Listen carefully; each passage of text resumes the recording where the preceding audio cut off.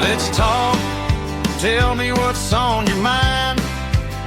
What led up to this before you were mine? I wanna understand you and know you inside out. So let's talk about you. Let's talk about you.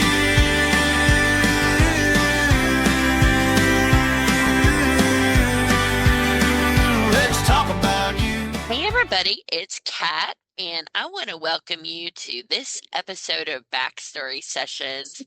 I'm joined today by my co-host Willie. Hey Willie. Hello, Kat. How are you? Well, I'm excited. This is a first for us on Backstory Sessions. Oh, Well, okay. it is the first time that we're going to have a guest that in, a short period of time, we will be meeting in person and hosting a benefit concert. Wow, that is exciting. It's great. And so our guest today, Kennedy Reid, she was on American Idol in 2024. So she is a powerhouse singer, and she has a new single out, which I also love. And we're going to talk about that today and just kind of find out her backstory. So I think we should jump right in. Yeah, let's do it. All right, Kennedy, we want to welcome you to Backstory Sessions, and we are super excited to have you as a guest today. Well, thank you so much. I'm excited to be on here with you guys. Well, so a lot of people will know you from American Idol, but they may not know about Kennedy, before American Idol. So tell us a little bit about where you grew up and that kind of thing. Yeah, absolutely. So I am from a small town in southern Indiana called Sellersburg. Um, I'm about 5 minutes from Louisville, Kentucky. A lot of people know where that's at, but nobody know where Sellersburg is. So I always give them that little comparison. But yeah, I am um, just a small town Indiana girl who just happened to be on this great big TV show. Never thought I would make it as far as I did. Well, was music something that always was a part of your life, or when did you know that you had a gift for it? Yeah, music has always been a part of my life. I've always loved music. Even being a little girl, I was the sibling that would never stop singing, and I think my siblings were ready to kill me. But yeah, I did musical theater in high school, and to kind of give back and serve the community, I also sang in nursing homes, which is where I kind of found that I really loved country music, and it just blossomed from there. So in the nursing homes, did you find that they were fans of country music? Is that what they liked you to sing? Yeah, definitely. Especially classic country. So I have a very old soul, and I credit that to the fact that, my first audiences really were people in their 80s and 90s. But I personally feel like that's the best country music there is. Right. Well, I did not know that about how you came to love country and that's interesting that and we're going to talk about like that old soul that you say you have. But it's also a very kind soul, and we're going to talk about um, how you Mhm. help the community and how you use your gift also to help others. But I so was music always going to be the career path for you? No, it definitely wasn't. I actually went to college to be a funeral director, a mortician. And I did practice that actually for a little while. And about 3 years into my career, that's when I auditioned for American Idol. And As much as I love mortuary, my love for music is greater, I will say, and the feeling that it gives me is so great. Not that mortuary didn't give me that feeling, but when you're surrounded by death every day, it can be really tough and challenging. So music is definitely it's my career of choice now, but no, it was not always the first choice. Interesting. Well, I don't know, Willie, if we've ever had anyone else in that field or not. Do you recall? I don't believe that we have. Well, this is a good time for you to jump in Very, because that's very interesting. yes, I do have a, because that's very, you know, I'm not saying, that it's a stereotypical man's job, but how how did you get how did you get interested in doing mortuary and funeral homes? Yeah, yeah, and no, you are right. It is stereotypically it is a man's job. So I was definitely the black sheep of the funeral business, at least in my local area. But I had just always loved doing makeup and hair. And when my grandparents passed away, I was just really touched by how the funeral process was able to help, give the family closure. And it was just such a beautiful ceremony to say goodbye to my family, and I was just so touched by it. And I wanted to do that, so that's what I did. Hmm, interesting. Um, Yeah, yeah. so did you find, like with musical theater and theater in general, there's another area where, costumes, makeup, all of that go into a lot of the characters. Um, so when you're singing, um, do you feel like do you like that part of it of, being glamorous for the time or being something different with costumes and makeup and hair, all of that?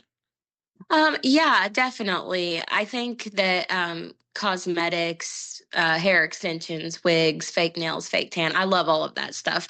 I can't lie. But I think as I've um, matured and gotten a little older, I've also realized that, I am beautiful without those things and I don't have to have all of that stuff.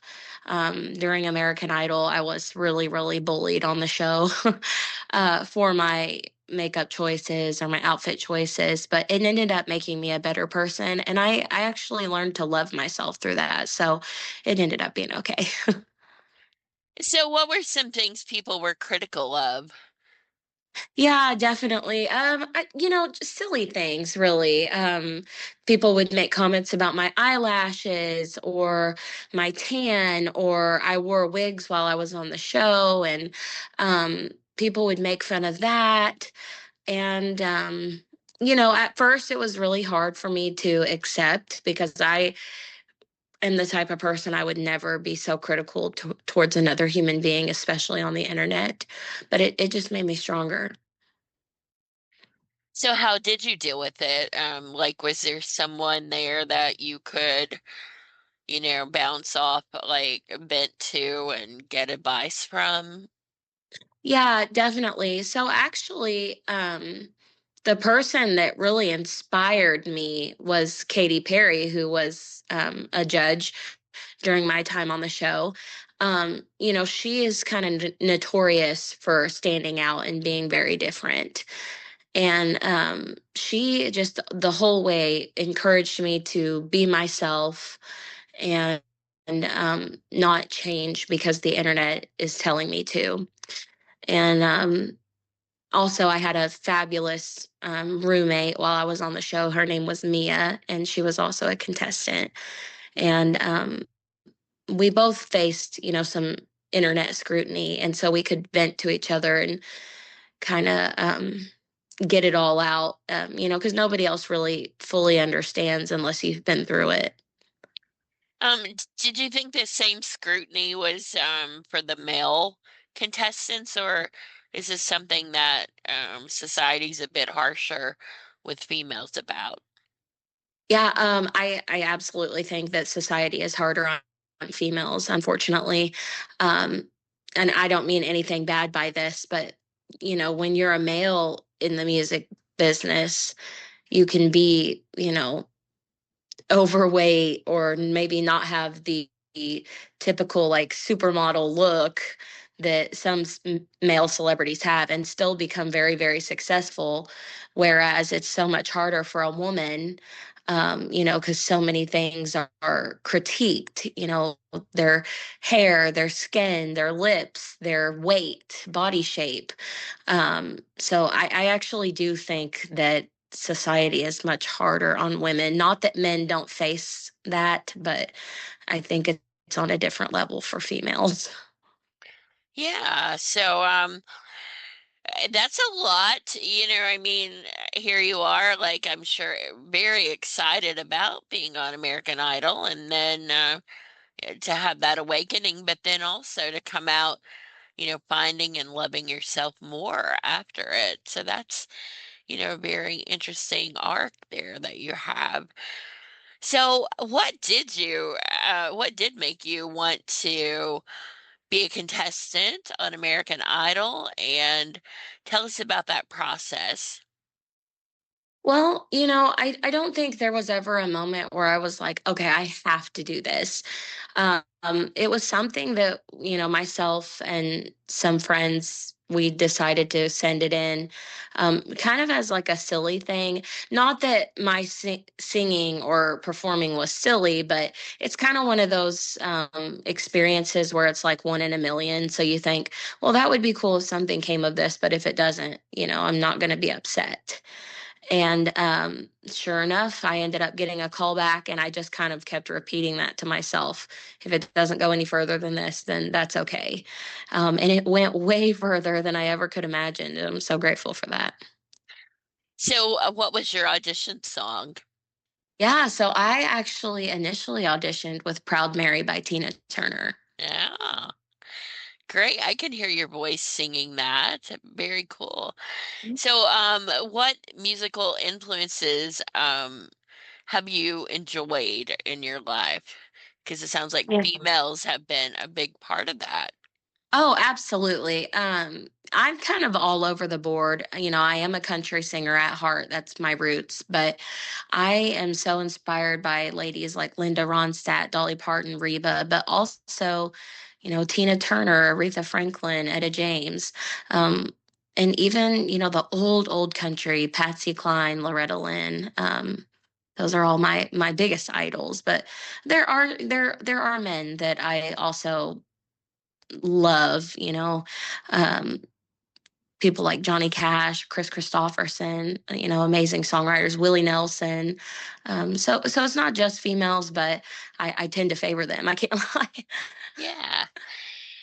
Well, so you finally make it to this stage of American Idol, and how does that feel? Are you feeling like, yeah, I mean, I think I belong here, or does it feel so scary? What's it like? Um, it was kind of opposite for me. Once I got out there to Los Angeles, which is where I did my audition in front of the judges, I felt very out of place actually, because you can imagine that the difference between Southern Indiana and Hollywood, California is extremely different. And surprisingly, there were a lot of people that, if they didn't come from California, they came from other big cities.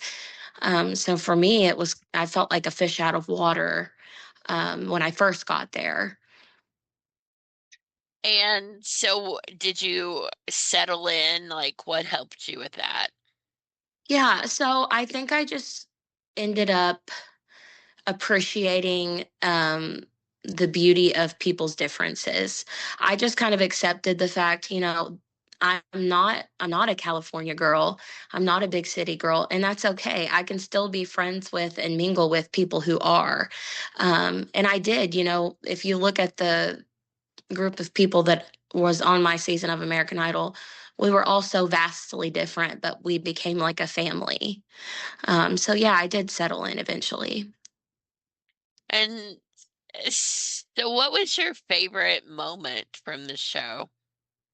Yeah, my favorite moment from the show was definitely when they flew the top 24 contestants out to the Disney Aulani Resort in Hawaii, where I got to be mentored by Jelly Roll. I performed Reba's Fancy for that round, and it was kind of my pivotal moment on the show. It was definitely my best performance, and I can close my eyes and go back to it to this day, and it still feels it sends chills down my spine. Wow. Was it what made you choose that song? Well, to be honest, I um, had picked kind of like power ballads for my first two songs for Hollywood Week. And so I thought, now it's time to really bring out the big guns and show them what I could do because not that it's a bad thing, but so many people were singing the slower, songs. And granted, those songs are great to show off your vocals, but I knew that I needed to not just show off that I was a good singer, but show off that I was a good entertainer as well. And that song came to me, and I just knew instantly that I needed to do that. Well, I think you definitely did. It was a powerful performance, and you looked very beautiful as well. Um, all Thank right, you. Willie, are you still with us, or have we lost you? Okay. Well, so Yes, I'm still here. okay, did you have a question? Uh, well, you've told us your musical idols and influences. Who was your personal influence, family member growing up that encouraged you and to follow your dream? Yeah, so it would be hard to pick just one, but as far as somebody that I feel like really encouraged me to follow my dreams, it would have to be my grandma. Um, she has always been such a strong influence in my life, and I've always had an amazing relationship with her. And she's kind of the one person that always made me feel like, you know, you only live once, so you might as well take the chance. But it also, if it doesn't work out, there's so many more opportunities and other things to do. And she just always made me feel like it was going to be okay, no matter what. And so, definitely, my personal influence would be her. Blessed by grandma too. So, um, all right, after American Idol, and of course, seasons always end, and then, um, did you immediately know like what was gonna come next? No, actually, I had no idea because the departure from the show, once they're done with you, it is so abrupt. I think a lot of people think that there's so much more that goes on once you're done, per se, at being a contestant on the show, but there's really not. When you get eliminated, you are pretty much on a bus that night to the airport, going home, and it's a slight chance that you might hear back from them, which I never really did. Which it ended up being a blessing for me because I've learned to spread my wings and I've really earned the opportunities I've been given, rather than getting them all through American Idol. So I'm okay with that, but it's definitely it's a tough thing. It's a hard pill to swallow when you get eliminated from shows like that. But life does go on.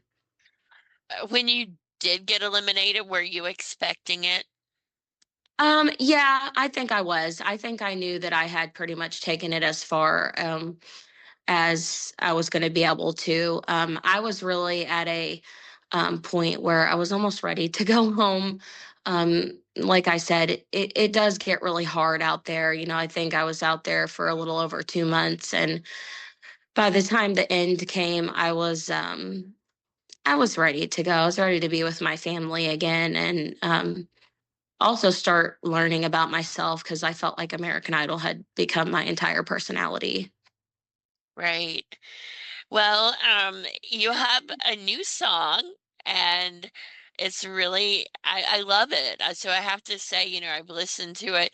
It's very catchy. So Love Me Lonely. Tell us, where does this come from? And, how did you know it was going to be the song that you would release? Yeah. So the song was pitched to me while I was working at a studio in Nashville. And when I first heard it, it was actually a man that was on the demo track. Mm. So it was actually kind of hard for me to picture myself doing the song. But once we got into it and I started working with the producers, I just fell in love with it. And the writers just did an absolutely amazing job with it. And the producers did an amazing job. And of course, I put my own little spin on it. And I think it's just one of those songs that you expect to hear in downtown Nashville or here on country music radio today. So that's how I knew it was going to be the first one that I would release because I just felt like it had that kick to it. It had the power. Yeah, I absolutely think so. And so it's getting quite a bit of radio play, as I understand. Yes, yes, it definitely is. We're so excited to finally be playing on the radio. It's amazing. So, you have several new songs that will be coming out, I think. Will that be later this fall or when's the next release? Yeah, definitely. I plan to release a song this fall. And then, of course, on into 2027. I am going to be a mom this fall. So I am going to be taking just a little bit of time to enjoy those moments. But I'm definitely still chugging really, really hard with the music and plan to release lots more than Love Me Lonely. Well, can I request that you have the baby on November 10th? That would be my birthday. So, Well, that would put me very, very, very, very pregnant. So I think he's going to be coming a lot sooner than that. Um, okay. Well, we don't want to, we don't want to prolong the entrance, of course. no. Oh, well, congratulations. I mean, so that must be an exciting chapter too, while you have all of these other wonderful things going on. What's that feel like? Yeah, honestly, it's the greatest gift of my life. Obviously the music means so much to me, but when I found out that I was going to be a mom, it just it made my heart feel complete, and I just can't wait. Do you sing to the baby already? Well, I don't know that I sing directly to him, but of course he has accompanied me on a lot of shows these past few months, and I will say he's very, very active when I am singing. I think he actually likes it, so we'll see when he comes out if he truly likes it or not. But right now, I think we might have a little musician on our hands one day. Aw, that would be so cool. And I mean, he probably has favorites of the songs too. So it'll be interesting when he's here to see if he, does like put his hands over his ears or if he Right. continues to, love all the songs. Um, all right. So let's talk about, we referenced this a little bit at the beginning, but you know, why Kentucky? Why are you could be performing a lot of different places, but you're coming to Southeastern Kentucky, and in particular, you're going to be doing some benefit concerts here. So, why is this region of the state important to visit? And what is it about you that makes you want to give back? Yeah, definitely. Well, I've always loved Kentucky. Again, I live about 5 minutes from Louisville, so Kentucky definitely holds a special spot in my heart. But my wonderful husband is from East Kentucky, and it means so much to him. And because it's important to him, it's important to me. And as far as giving back, a little story about me. My sister was diagnosed with a aggressive rare form of brain cancer in fall of last year. And I actually moved out to Rochester, Minnesota to the Mayo Clinic for a couple months with her while she received her treatment. And I think just watching her go through that made me realize that, you know, life is so fragile, and the human body is so fragile. And I want to give back, especially to people who are suffering in similar situations as my sister, because I know that that road is not easy. And she's doing amazing today, but of course, there are still their challenges, and I'm so inspired by her, and I want to share her light with other people. So, the concert that you're going to, well, so let's talk about the one that you just did in London. Um, and what was that cause for? I saw the video of the little girl that was singing.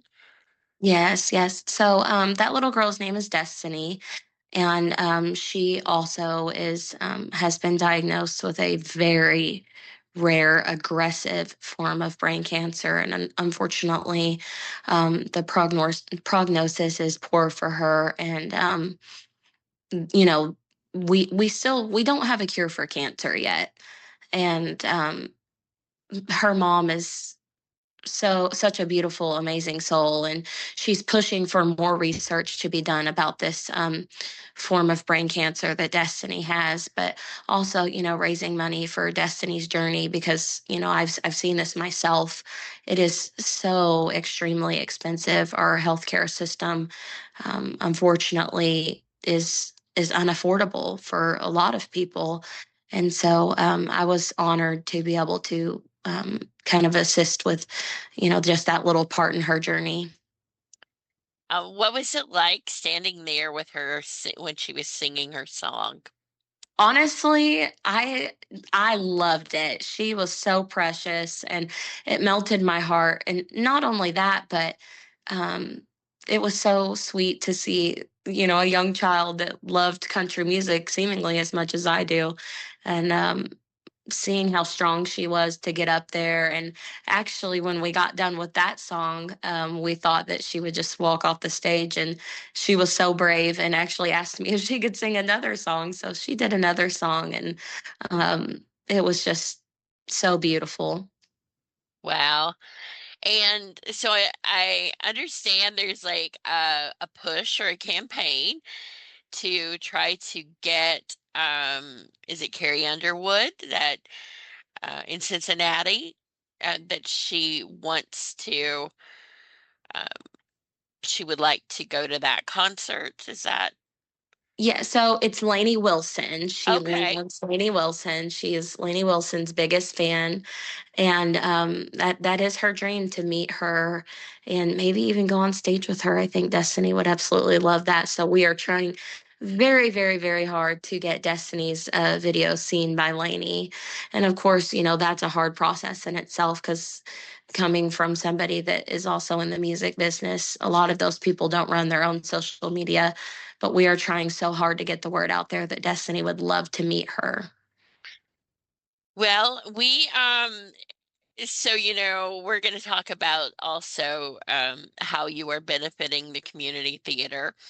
But as we've been doing our Barbourville to Broadway campaign, one of our actors was in Nashville, and she ran into a friend of Lainey's, and he actually made a donation to, and this was completely random.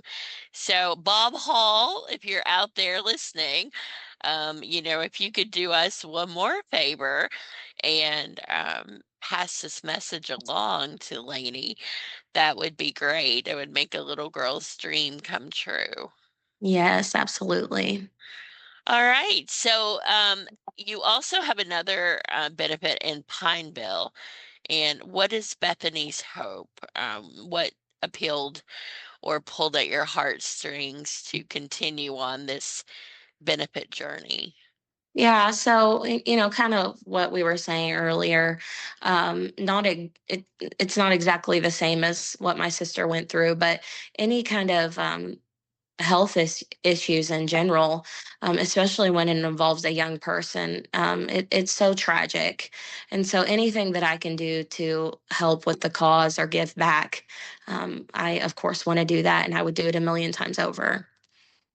Well, and that's amazing about you. And I applaud you for being willing to do that because it helps so much to have someone who will use their talents and gifts like you are doing, just to be there into the community and say, I'm here to support what you're going through. I think that's is the most you could ask for, and that's just really great.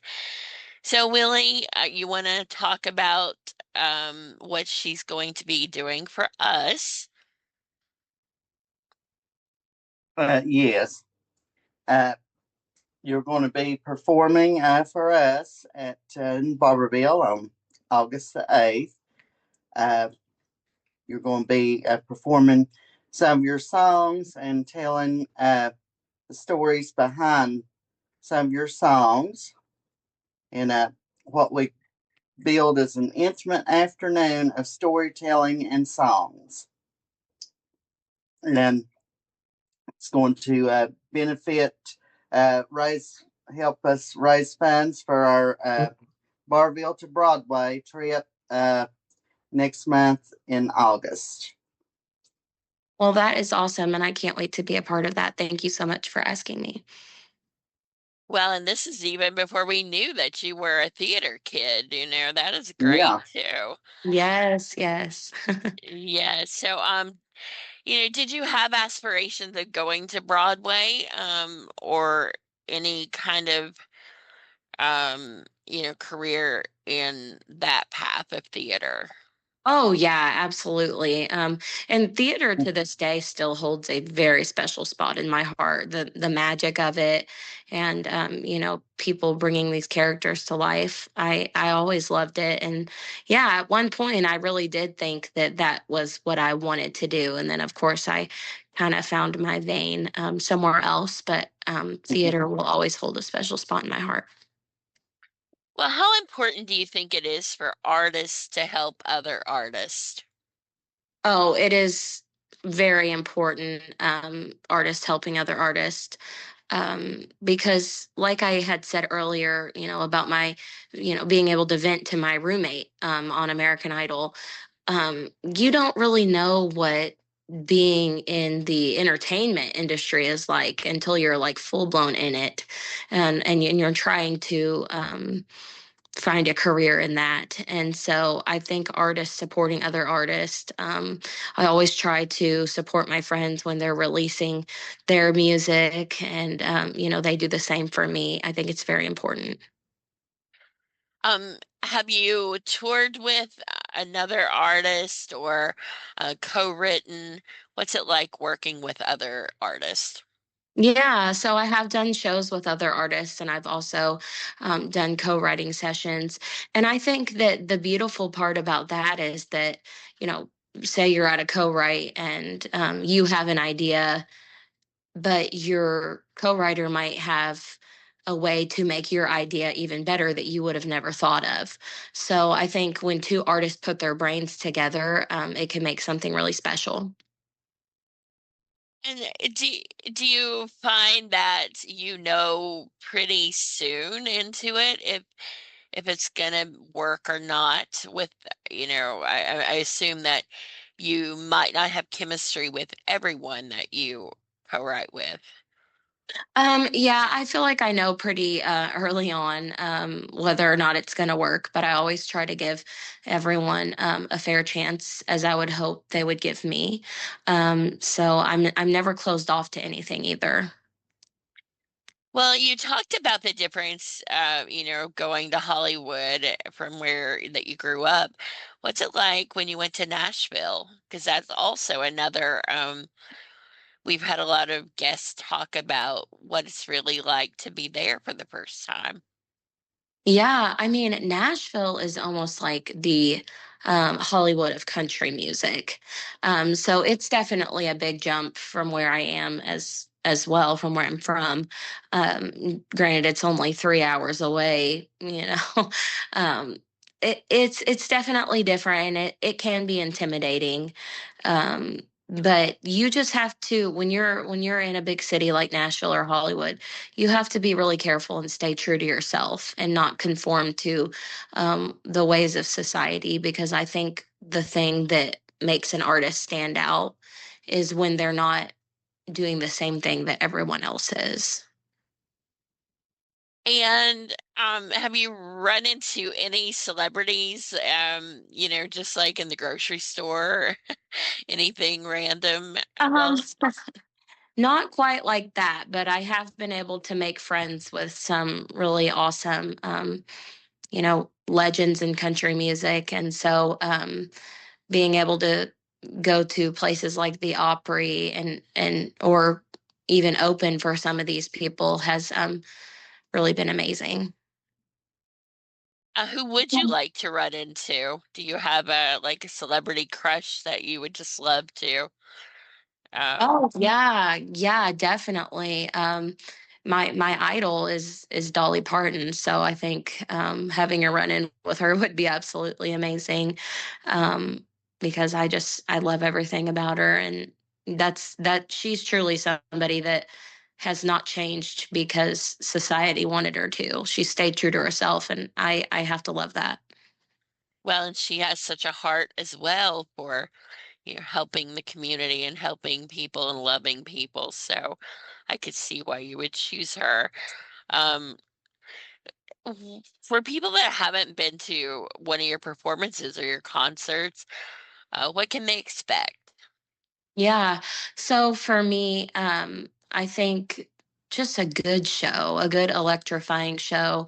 I have a good mix of slow songs with those really up-tempo power ballads. And a lot of the songs that, if I'm not singing an original, a lot of the songs that I cover are songs that everybody knows and loves. And I also, at almost all of my shows, I try to perform the songs that I did on American Idol because a lot of people highly request those. So I always try to give the fans what they want. So does that mean we're gonna probably hear Fancy? Absolutely. Yeah. Fancy is definitely a staple that I do at every show. All right, willing? I'll give you time for the last question before we do our little lightning round. Well, hmm. Oh, what inspired Love Love You Lonely? So as I said before, I actually did not write the song. But as far as my vocal performance on the song or the direction that we kind of took it in, I just wanted something that was very fun and up tempo that, people could dance to, but also relate to. All right, so we close with our lightning round. These are just little fun questions. What's your favorite Reba song? Yeah, of course it has to be Fancy, of course, but I love every Reba song. I'm a major Reba fan. Your favorite snack for the road? Oh my goodness. Favorite snack for the road would definitely have to be a spicy chip of some kind or anything at Chicken Salad Chick. It's my favorite restaurant. Okay. Are you a morning person or a night owl? I am a night owl. I'm not really a morning person, but I can be if I have to be. Um, a venue that's on your bucket list that you still want to play? The Grand Ole Opry. How did I know that could be the answer on that one? All right, your favorite Kentucky food. Oh my gosh, my favorite Kentucky food. I mean, Colonel Sanders fried chicken, it would have to be. Well, and in Corbin, when you pass through there, you can stop at the original. Uh, Yes, yes, I have been there. yeah. All right, last one. One word that describes this season of your life. Um, Beautiful. Aw. Yeah. Well, it has been beautiful to have you as a guest today, and we look forward so much to meeting you on the 8th and to hearing the beautiful songs that you put together to perform. Um, we can't thank you enough for your generosity and also, for visiting Barbourville, who sometimes gets left out of the music path in between places.